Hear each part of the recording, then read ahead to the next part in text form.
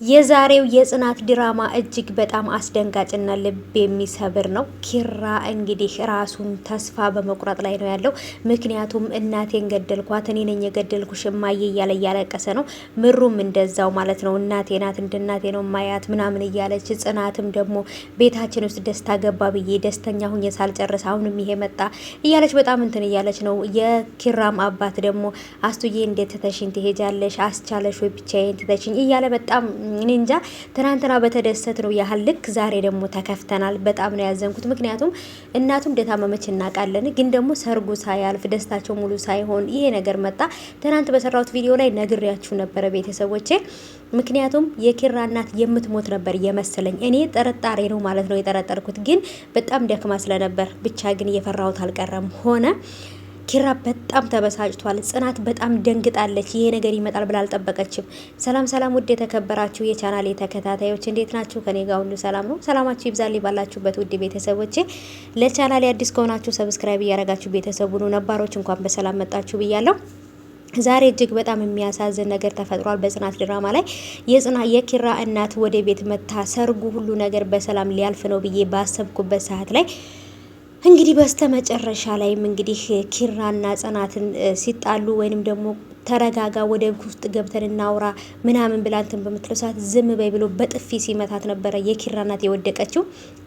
ኪራ እናቱን ሳይሆን የመታት ኪራ ጽናትን ሲመታት በጥፊ እናቲቱ ደነገጠችና በዛው ነበር የቀረችው። እናቴን የገደልኳት እኔ ነኝ እያለ በጣም እየተጸጸተ ነበር ማለት ነው።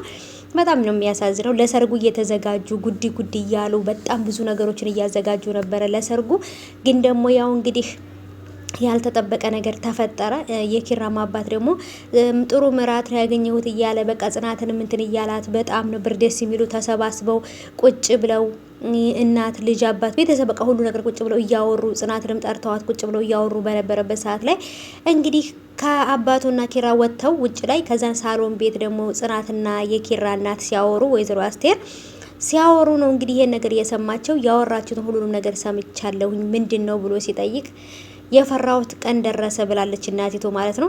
ምክንያቱም ኪራ ይሄን ነገር እንዲሰማ አትፈልግም ነበር ማለት ነው። በጣም ይጎዳል ብላ ስላሰበች ማለት ነው።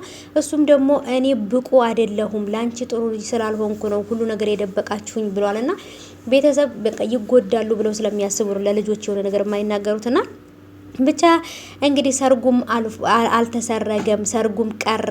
ሰርጉ በሀዘን ተቀየረ ማለት ነው። በጣም ነው ያዘንኩት ከምላችሁ በላይ። ይሄ ሰርግ ማለት ነው ጉዱ ነገሩ ሲበዛ ይሄ ሰርግ ሳያልፍ የኪራ እናት እንዳትሞት ብዬ በተደጋጋሚ ትናንትና ስናገር ነበረ። ኪራም በጣም ነበር የደነገጠው። ካንሰር አለባት ሲባል ቆሞ ነበር የቀረው። ምን ማለት እንዳለበት ነበር ግራ የተጋባው ማለት ነው። እንግዲህ ምንም ማድረግ አይቻልም። ምንም እሱን ለማጽናናት እሱን ከዚህ ስሜት ለማስወጣት ብዙዎቹም ጥረት እያደረጉ ነው ማለት ነው። እነ ናሆሜ እነ ምሩ ጽናትን ባላት አቅም ከጎኑ ሁና እያገዘችው ነው ማለት ነው። እንግዲህ ወደ ትክክለኛ ወደ በፊቱ ኪራ ተመልሶ ጽናትም የደበቀችው እናቲቱና አባትየው አትናገሪ ስላሏት ለሱም አስባ እንደሆነ እስከሚረዳ ድረስ ጽናትንም አሁን ላይ ልክ እንደነሱ ጥላት አድርጎ ነው እያያት ያለው። በፊትም ጽናት ይሄንን ነገር ነበር ፈርታ የነበረው። ለምን ደበኩት፣ ለምን በነገርኩት ነበር በፊት እያለች ከምሩ ጋር እያወራች ነበረ። እንግዲህ አሁን ላይ ነበር የሚመልሰው ነገር የለም።